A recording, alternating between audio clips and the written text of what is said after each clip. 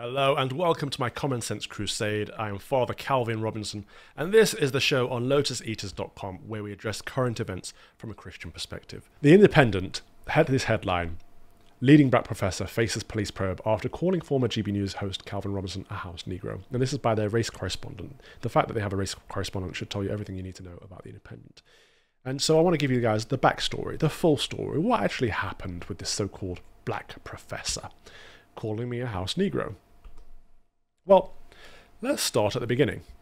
Professor Kehinde Andrews, Professor of Black Studies at one of the lesser-known universities, released a book called The New Age of Empire: How Racism and Colonialism Still Rule the World. And I reviewed his book for the Standard. Claims made in this new book that racism is everywhere are nothing short of preposterous, argues Calvin Robinson. Yes, I did argue that they are preposterous. I read his book so that no one else would have to. He blames everything on the white man. Even the Egyptian empire, the Chinese empire, he blames everything on the white man. And it's bizarre to hear. So he's from he works at the Birmingham City University. That's not Birmingham University. It's not the main one. It's the lesser one. Teaching critical race theory as a profession. I can't believe it's an actual job. But he argues the myth of racial superiority, so much so that it's absurd. And I don't recommend people buy this book because he shouldn't get the royalties for it because it's disgusting. But here we go. Even when discussing the atrocities of the Chinese government, Andrews ruins his points by insisting that China is becoming a more efficient version of the West. It's his conclusion that China has learnt how to adopt the methods of whiteness in order to become an empire of its own, as if China had no imperial history before the West, and the Qin through Qing dynasty never existed. China has been having empires for a long time, maybe even before the white man ever had an empire, Kehinde. China did not learn colonialism from the West. There are many people who would argue that it came from that part of the world. It's just a bizarre way of thinking. And he just hates white people so much that he blames them for absolutely everything. And I think he's trying to become the English version of what's the American version of Kehinde? Kendi or something. I can't remember the guy's name. He writes these horrible books about white people are so bad, why white people are so bad. And so he read this book. I reviewed it, said it was a bad book. And then we ended up on the big question together. I'll let you see this clip because it's not very long. I heard from you for a while. Yeah, so I just think the solution is easy. We just need to come back together. So yes, there has been an increase in racism this year. I've personally experienced more racism this year than I have in my entire adult life. Well, that's extraordinary. And that is because of Black Lives Matter and critical race theory being pushed. This idea that there's an appropriate way to be black. For example, I'm often called by Professor Andrews Bounty, Uncle Tom, House Negro, for not having the right opinion. Have you so we have to get away from this idea. Not about Calvin. Oh, you said that about some people. Some of those, not all of them. But Plenty of people, and it's wrong. We need to accept that black people, or all people, should be diverse. We should have different thoughts and opinions. We shouldn't expect people to think the same because of the color of their skin. That is racist. That's what's dividing us. We need to come back together and say, actually, it doesn't matter what color we are. We're all British. We're all here together, and that's the thing that unites us. Tim, Right. I've probably shifted from that perspective somewhat since then, but this was on mainstream television. You could hear at the beginning, I had them all on board when I was like, I've experienced more racism in this last year than I have the rest of my life. They were like, oh yeah, they were loving it. They're like, yeah, he's saying racism is true, it exists, it's real, it's happening. And then I said, because of things like critical race theory, people like him, and they were like, oh, they suddenly went quiet because they didn't realize that it's the left that is the racist. Where I would agree with myself there is that I believe in diversity, true diversity of thought and opinion. That people shouldn't be expected to think alike just because they look alike. That's bizarre. What I would disagree with myself on now is this idea that it actually doesn't matter about race, because it does matter, and we're seeing that white Britons are becoming a minority in Britain. White English people are a minority in England, and that is important. That is significant, and we need to do everything we can to protect that, because replacement is a problem, and you can't argue for multi-ethnicity when actually it's about replacing one ethnicity with another. And it's the same argument with multiculturalism that doesn't work, because you have to have a predominant culture. So there we go with that. Anyway, I argued against him on that, and he clearly admitted to being racist. I said he's called me a house Negro. I said he called me an Uncle Tom and a bounty and things like that. He said, I haven't used that about Calvin, but other people. He looked very sheepish. Now, Then he followed up with this. In honor of Malcolm X's anniversary of assassination, the 21st of February, we are defending black radical ideas. Black radicals on makeitplain.org, whatever. I think that's his YouTube channel. I can also confirm that I would never call Calvin Robinson an Uncle Tom. I would never call Calvin Robinson an Uncle Tom. Remember those words. He doesn't meet that criteria. We must not let race hustlers use the term white fragility to shut us down. So here's me and him. This fast forward to February 2021. So we're still a few years ago. And this is on Good Morning Britain. Now, I'm sorry, I'm not sure where white fragility comes in to actually thinking that airbrushing great historical figures like Lord Nelson, who won great battles for this country, why they should be airbrushed from our history. Because it's not about history. It's about the children educating the teachers and saying, let's have some different figures. It didn't change the curriculum. It didn't change what's But I'd like teachers to be educating children, Kehinde. I know, but because of white fragility, and because we don't want to look at this history, and if you try and look at history even a little bit, everybody gets mad.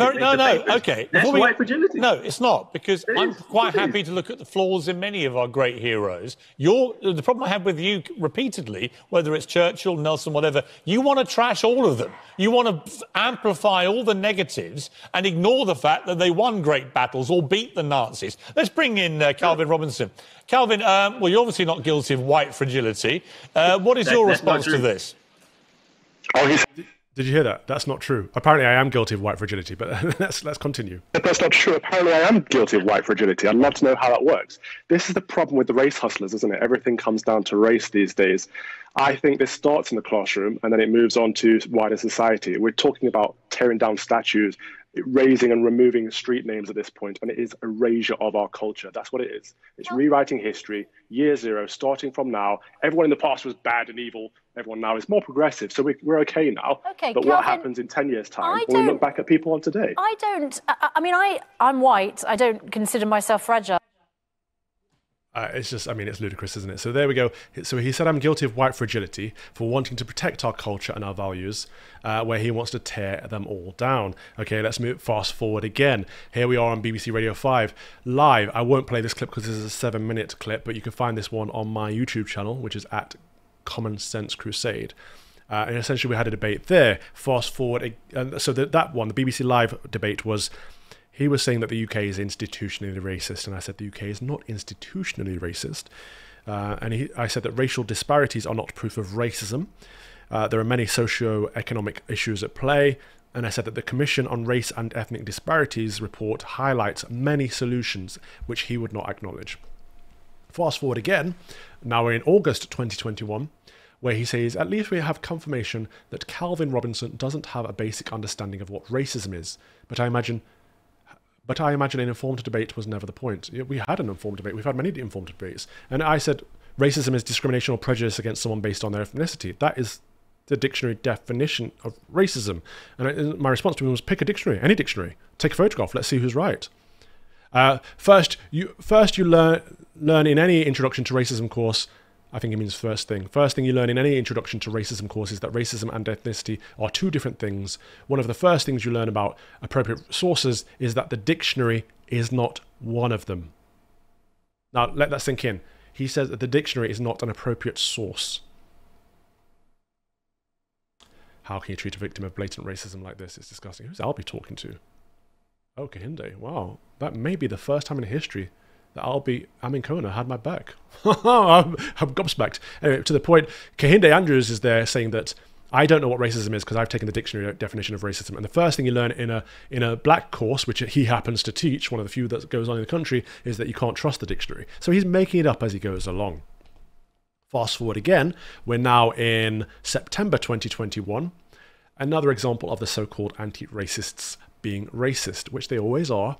Here, you may remember this letter that came out, Dear White People in the UK. This was on the NHS blog, the National Health Service blog, in which they praise Kehinde and Dr. Shola, another blatant, infamous race hustler.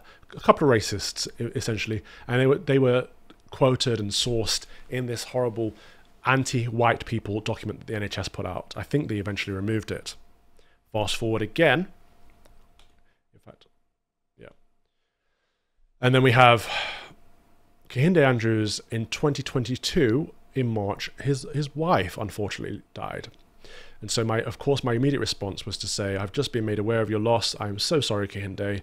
My prayers for you and your family at this awful time. Now, despite being adversaries, I had prayers for the loss of his wife, for him and his family. And then shortly after this, I met him in person and offered support and encouragement, and I was there for him. And he brought 2 of his boys with him, the oldest 2 that you see in that photograph. And we spent some time together in person. Seemed amicable. Again, he'd just lost his wife, so I offered a shoulder, as any person would do. This was in Hay, at How the Lights Get In. We were both on a debate panel together. You may be able to read that, arguing about civil rights and whatnot, the same old nonsense that he's arguing that the UK is racist, always has been, and actually everything that's wrong in the world is to blame on the white man. I was arguing the opposite.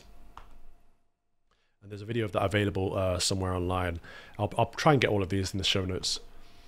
Fast forward to September 2023, and he posted psychosis of the whiteness. When he got back to the UK, the first thing he saw was a section of a Union flag. Welcome to Great Britain. Now that's a nice warm welcome. What else would you expect upon entering Britain? Well, I certainly didn't see that upon entering the UK this time around. All I was greeted with was Africans and Asians. I didn't see any English people or any Brits, and I certainly didn't see any Union flags. And of course, I said, welcome back with a Union flag. Lewis Brackpool, good man. What is it you're trying to tell us, Kehinde? What is it he's trying to tell us? That there's a psychosis of whiteness, and that having welcome to Great Britain is a psychosis of whiteness. It's insane. He hates white people that much. Fast forward again to today. Well, recent events. In September just gone, he posted on his Twitter, "It's not a crime to call a coconut a coconut. To help the Met Police, I make plain coconut, coon, house Negro, and Uncle Tom with examples." And then he tags Rishi Sunak, the former Prime Minister, Suella Braverman, the former Foreign Secretary, Kemi Badenoch, the current potential leader of the Conservative Party, Kwasi Kwarteng, another MP, myself, for some reason, and Ben Obese-Jekti, another Member of Parliament. Now, why I'm lumped in with all those Conservative MPs, I have no idea. But what do they all have in common? Well, they're all brown, and they don't think like him. And so he's labelled as coconuts, coons, house Negroes, and Uncle Toms. And remember a couple of years ago when he said Calvin Robinson is not a house Negro. I would never call Calvin Robinson a house Negro. He is right here calling me a house Negro. Not only did he put that tweet out, he put a video out. I think we've actually got a copy of it. Let's have a little look. Oh, he put a video on his Twitter, he put it on his Instagram, he put it on his YouTube. And this part I haven't seen. So I'm watching this live with you guys. Britain ain't gonna help us. Government ain't gonna help us. We gotta help ourselves. So that's a whole. So when we say someone's a house Negro, this is what we're saying: house Negro mentality. When I'm on TV with someone like Calvin, my friend Calvin Robinson, they show his bedroom and he's got British flag everywhere, British Union Jack bed sheets, yes. Queen, picture of the Queen in his bedroom. Yeah. Identifies with the master more than the master identifies with himself. Wait, what? What master? I'm not a slave, Kehinde.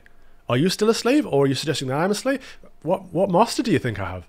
I love my country. I loved my Queen. Absolutely, there's a picture of the Queen in my room. Absolutely, there's a Union flag there on my bed. What do you have a problem with people being patriotic? I am British. I hold a British passport.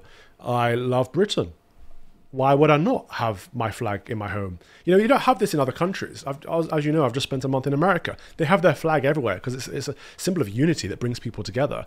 And actually, it transcends skin color and all that stuff, even religion. It's something that everyone can get behind. We don't seem to have that in the United Kingdom. Having a flag up is somehow a sign of being far right and or a slave to your master. I'm not going to play any more of this guy's video because it upsets me too much that he's just attacking someone for having a bit of pride in their nation, a bit of patriotism, a bit of nationalism. These all used to be seen as good things, and these days they are not. And he disgusts me. And so I sent this evidence to the police. Oh, before I get to that, here we have that race correspondent from The Independent sending me an email saying, would you give us a comment? My response is no. I will not give a comment to the Independent. I've had 5 emails off the Independent in the last couple of weeks. They're really persistent. They're getting on my nerves at this point. I will not give comments to lefty rags who want to twist every word I say and try and use it against me. Why would I bother? I like Trump's approach. Just write them out. Anyway, sent all this evidence to the police. Why? I do believe in free speech. I believe we should all be able to speak freely. However, the moment any of us on the right say anything remotely like this against anyone on the left, we're sent to prison. I've got friends who've been arrested for not even saying things, but for retweeting things, someone else's words. I've got friends who've been arrested for Facebook comments, YouTube videos. People on the right are persecuted by the law. So I thought, let's see if we have a 2-tier system. Let's see if the police will do anything about this blatant racist calling me and others names. So I filed a report with the police. They went to speak with Mr. Kehinde Andrews. I get a text message off the police. Just to make you aware that Mr. Andrews was interviewed in relation to your incident. Following the interview, the decision has been made to not proceed with the investigation any further. Therefore, the matter will be filed. I understand that this isn't the result that you wanted. Kind regards, PC Jordan. Not even a call.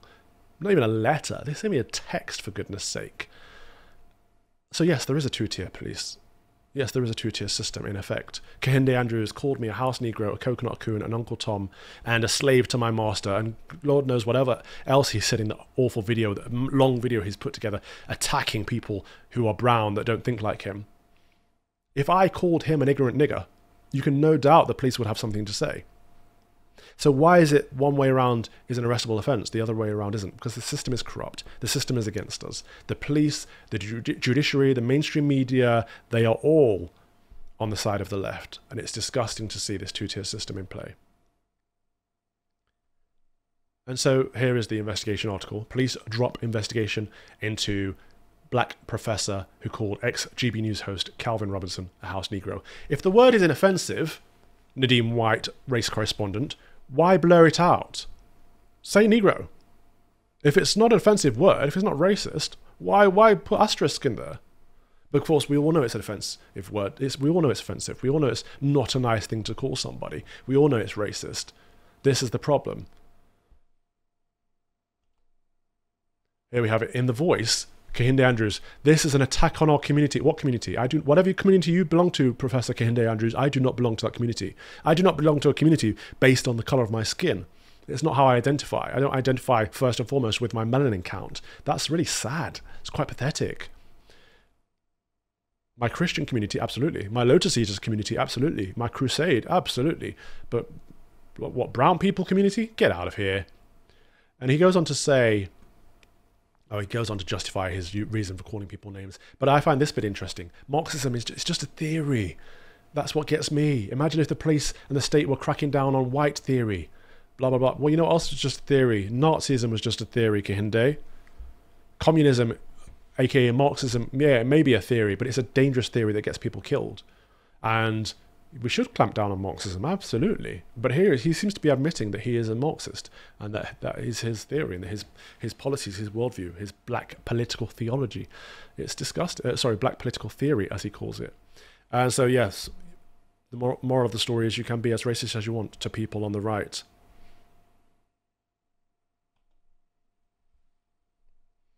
There we go. That is it. That is the ins and outs of it, of the Professor Kehinde Andrews story. This show, The Common Sense Crusade, is on every week at 3 p.m. UK time, which is 10 a.m. Eastern time, only on lotuseaters.com. My other show, Fox and Father, is available usually on Thursdays, but whenever it gets released. Don't at me, at Lawrence Fox. That's on Reclaim the Media. That's Fox and Father. And then Sundays at 8:30 p.m. UK time and 3:30 Eastern time is Evening Prayers on youtube.com/@Common Sense Crusade. And that is where we have lovely evening prayers according to the Book of Common Prayer. All are welcome. It's a very ecumenical service. CalvinRobinson.com is my Substack, which is the best place to support me and find news and articles that I write. And of course, you can hop over to the Lotus Eaters shop if you would want to own a piece of the Crusade. Oh, that's nice. We've got that's my Substack, CalvinRobinson.com. On the Lotus Eaters shop, you can own a piece of the Crusade with my Calvin's Common Sense Crusade t-shirts, which are available in the US and in the UK. go to shop.lotuseaters.com. We've got mugs available as well, but I love these t-shirts. All that remains for me to say is thank you very much for watching. It's been a pleasure. God bless you, and goodbye.